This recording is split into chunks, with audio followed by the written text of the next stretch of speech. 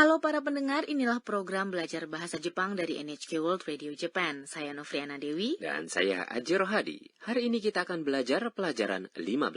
Kalimat kunci hari ini adalah 寝ています。 sedang tidur. Tokoh utama dalam adegan kita adalah Anna, seorang mahasiswi asing dari Thailand. Hari ini Anna pergi ke toko buku di Shinjuku bersama kawan-kawannya yaitu Sakura dan Rodrigo.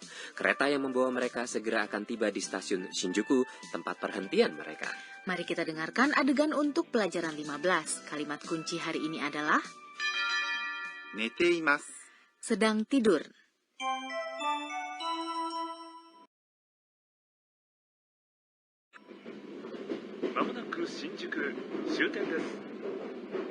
Tsugi wa Shinjuku eki desu. Saあ、降りましょう。あれ、あの人たち寝ています。大丈夫かな。大丈夫、大丈夫。ほら、起きた。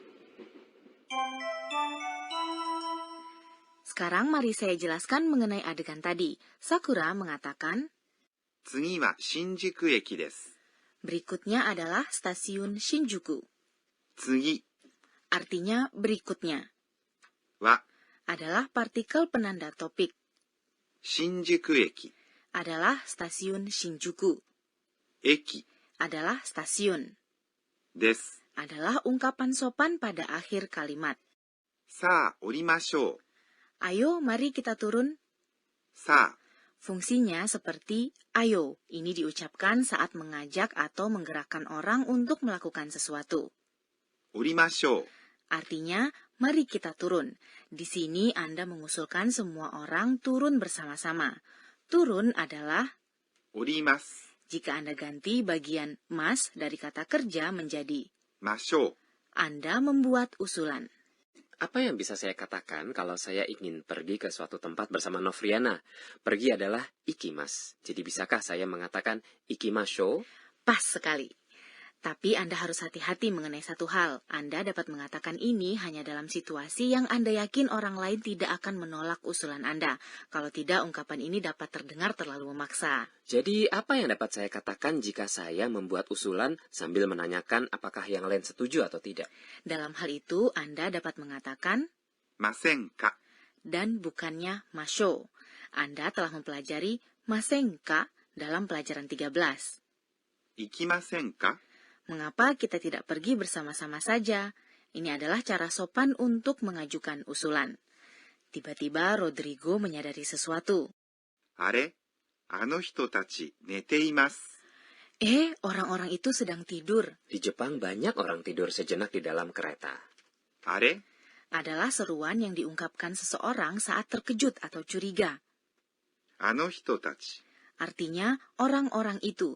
Ini terdiri dari kata demonstratif あの yang artinya itu dalam bentuk tunggal ataupun bentuk jamak, dan 人たち。 yang artinya orang-orang. Ini merupakan bentuk jamak dari 人。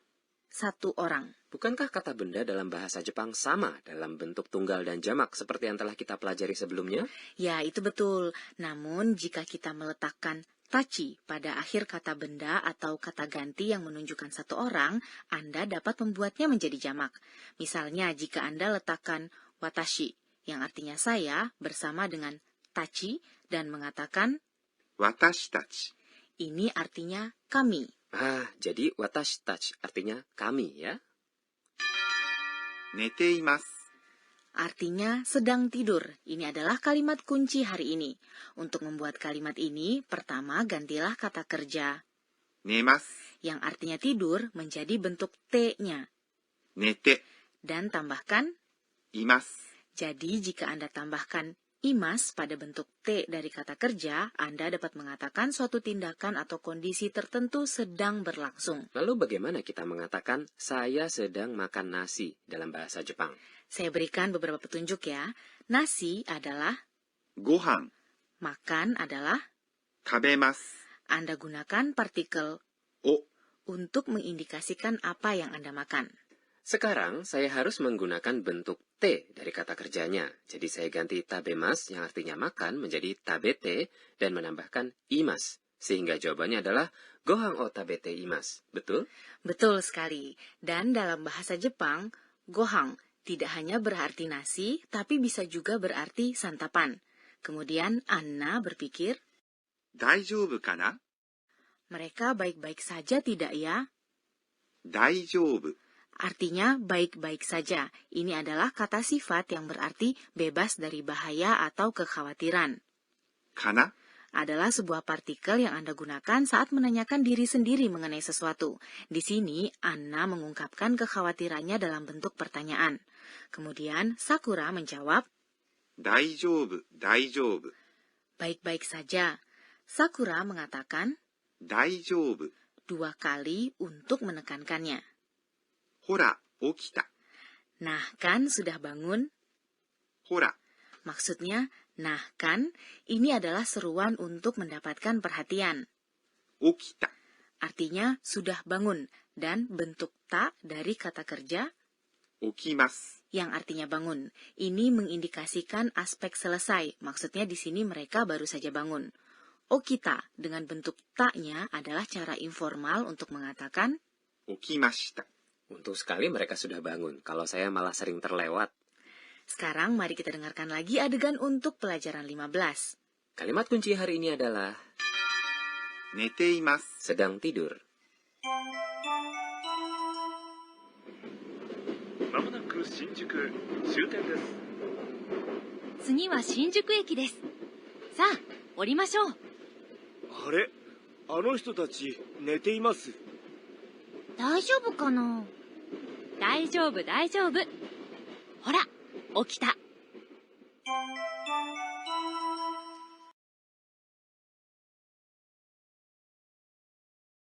Sekarang saatnya pojok Sensei Oshiete. Penyelia program ini, Profesor Akane Tokunaga, akan mengajarkan poin pembelajaran hari ini. Hari ini kita telah mempelajari kata sifat baru, daijobu, yang artinya baik-baik saja.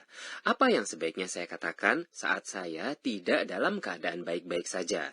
Mohon ajari cara membuat bentuk negatif dari kata sifat itu. 私が教えましょう。 Guru kita mengatakan, dalam pelajaran 13 kita telah mempelajari bahwa kata sifat bahasa Jepang punya 2 jenis, yaitu kata sifat i dan kata sifat na. Kata sifat i berakhir dengan suku kata i seperti 新しい。 yang artinya baru. Untuk kata sifat na, kita tambahkan na setelah kata sifat itu. Jadi, 大丈夫。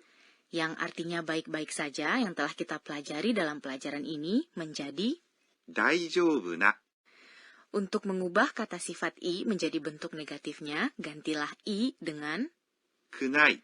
jadi bentuk negatif dari 新しい。 yang berarti baru adalah 新しくない。 tidak baru. Untuk membuat kata sifat na menjadi bentuk negatifnya, kita tambahkan ではない。 jadi bentuk negatif dari 大丈夫。 yang artinya baik-baik saja adalah 大丈夫ではない。 tidak baik-baik saja. Akan terdengar informal kalau Anda ganti ではない。 dengan じゃない。 dan mengucapkan 大丈夫じゃない。 Itulah tadi pojok Sensei Oshiete.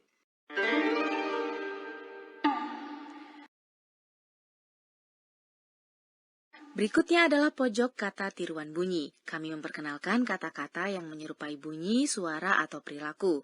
Aji, bunyi apa ini?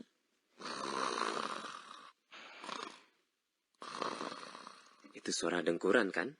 Kata untuk suara ini adalah ぐーぐー。ぐーぐー。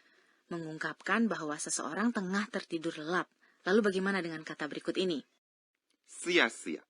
Saya membayangkan orang yang tengah tidur dengan tenang. Betul, kita menggunakan kata ini saat seorang bayi atau anak kecil tidur nyenyak dan nyaman. Dan demikian kata tiruan bunyi hari ini. Kita memperkenalkan ぐーぐー。 dan すやすや。 Sebelum menutup perjumpaan, Anna mengingat kembali kejadian hari ini dan membuat catatan. Inilah pojok catatan si Anna. 今日は kereta di Jepang tepat waktu dan nyaman.